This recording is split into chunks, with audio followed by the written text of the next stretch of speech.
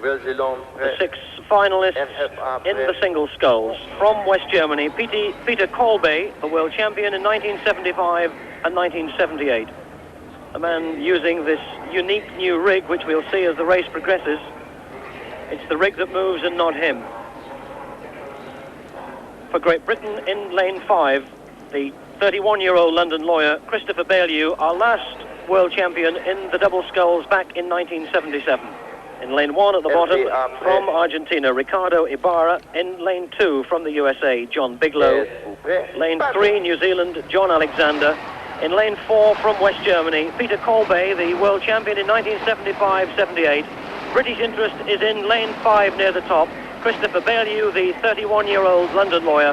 And on his outside, at the very top, in lane 6, from the German Democratic Republic, East Germany, Rüdiger Reicher.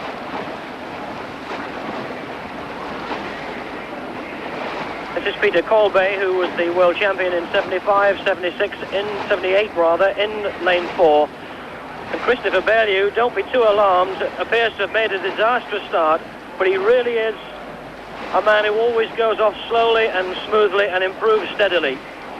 2,000 metres of this regatta course to row, a long, long way for a man on his own. This is the one event in rowing in which you wouldn't want to bet your life because it's so difficult to predict the form of the scullers. Just keep your eye on the man in lane 4, in the middle of the picture there, Peter Kolbe of West Germany. And you can see that his body isn't moving in the rig, it's the rig which is moving around him.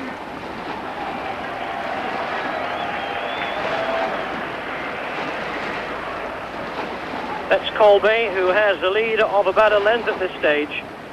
The theory is that the traditional single sculls stroke is rather inefficient, with the boat almost stopping between strokes. That doesn't happen with this new rig. It keeps the movement much smoother, but the other rowers are not convinced. They feel it's not proven, and there's a suspicion too that it could induce back trouble. But it's Kolbe of West Germany who leads at this stage, with Rüdiger Reicher of East Germany in lane 6 in second place. New Zealand in lane 3 are third. The USA fourth. Great Britain fifth, with 1,500 metres to go.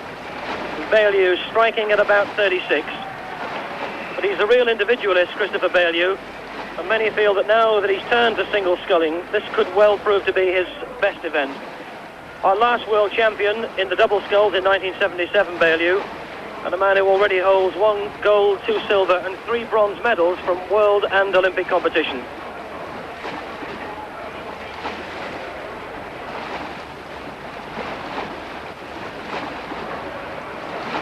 Kolbe at this stage with a very impressive lead indeed.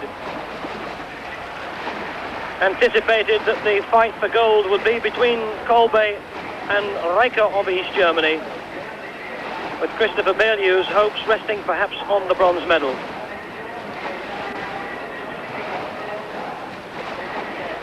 And it's clearly visible there that Kolbe isn't moving and the rig is moving around him.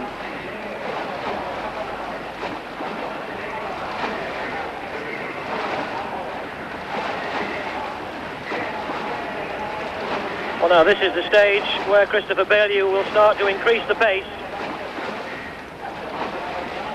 The boat in lane 2, that of John Bigelow of the USA. On his inside, John Alexander of New Zealand. Interesting that none of the Olympic finalists from Moscow are appearing here in this final in Munich. Indeed, 4 of the 6 nations in this final weren't even in Moscow. The world and Olympic champion, Pertti Karppinen of Finland, having moved on to the double sculls with his brother. Well, what a cheer there'll be from the packed grandstands. A very big crowd has come out from the city of Munich to see the finals, if there's to be a West German gold medal. Of the 3 gold medals decided so far, 2 have gone to East Germany, and the 3rd in the coxless pair to the Soviet Union.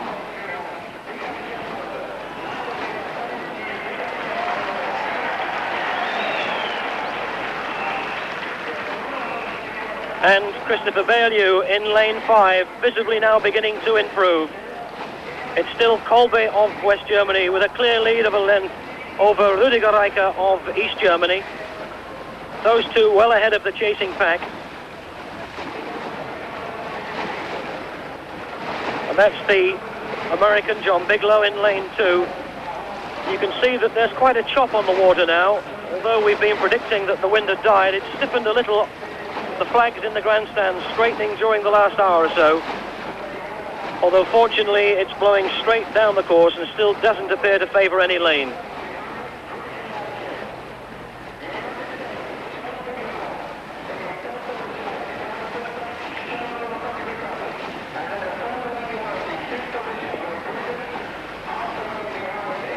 Inside the last 750 metres.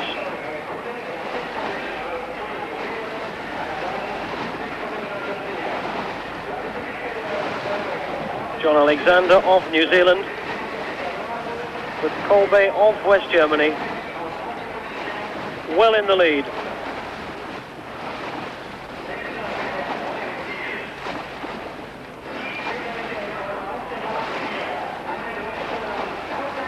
Well, now this is the time when Christopher Baillieu has got to pick up the pace and put in a burn and start to get on terms. Surely no way that he'll get near Kolbe.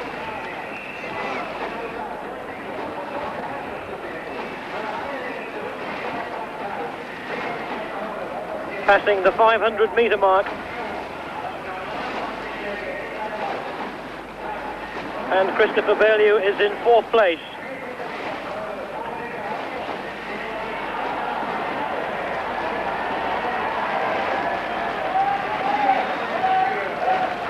Big West German crowd in the grandstand beginning to voice their approval as Peter Kolbe gets a little closer to becoming world champion in the single sculls for the 3rd time, having won the title in 1975, again in 1978,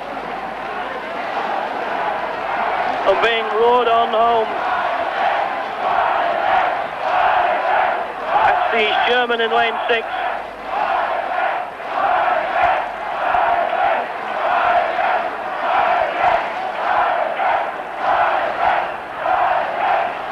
And Baillieu isn't really making any impression as they pass now the 250-metre mark.